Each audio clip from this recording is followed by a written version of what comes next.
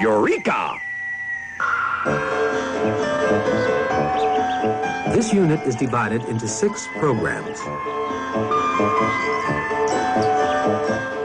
The program you're about to see is on molecules in solids. Then there's a program on molecules in liquids, followed by one on evaporation and condensation, another on expansion and contraction, and then a program on measuring temperature. And finally, a program entitled Temperature versus Heat. But our story begins with molecules in solids. You've probably noticed that everything in the universe fits into one of 3 categories. It's either a gas, like the delicious vapor just now floating up from your soup, or a liquid, like the soup itself, or a solid, like your soup spoon. These are the 3 states of matter: solid, liquid, and gas. And you probably also noticed that gases move about very easily. So do liquids. But what about solids? Do they move about easily? It certainly doesn't look as if they do, does it? Not of their own accord, anyway.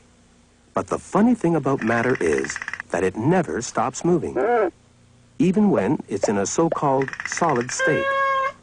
Strange as it may seem, even things that aren't moving are moving. It's just that you're too big to see what's going on. Now, if you could shrink and shrink and shrink, eventually you'd be small enough to go to the dance. Yes, the dance. Every supposedly solid and motionless object, including your soup spoon, is in fact teeming with billions and billions of little lumps of matter, all dancing about as fast as they can. Don't be afraid. Come in. There's plenty of room. Join the dance. The steps are easy to learn. Each little lump keeps moving towards its neighbor and then springing away. Let's zero in on that couple over there and see exactly how it's done, in slow motion. Molly and Marvin attract each other. Come closer, and then suddenly change their minds, but not too close, and seem to push apart again, and to try to escape from one another. But they don't get too far before their mutual attraction pulls them together again, only for them to repulse each other once more, and so on, and so on. And all the little lumps are doing this to one another. They're all playing, now I want you, now I don't, alternately attracting and repelling each other. You try it.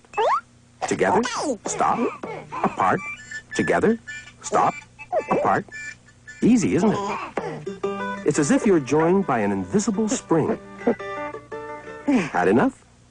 Relax for a moment and watch the others. They never quite touch each other, but they never quite escape from one another either.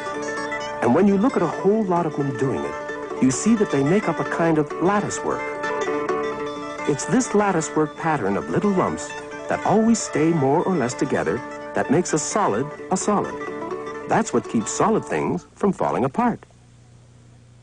So next time you pick up a spoon or any other solid object, don't be deceived by its deadpan appearance. There's a lot more going on than meets the eye. Remember, the dance of the little lumps. Of course, if you want to be scientific about it, you won't actually use the phrase little lump. You'll take the Latin for lump, moles, and the Latin for little, cula, and you'll say moles cula, or molecule, so that you can remember the dance of the molecules.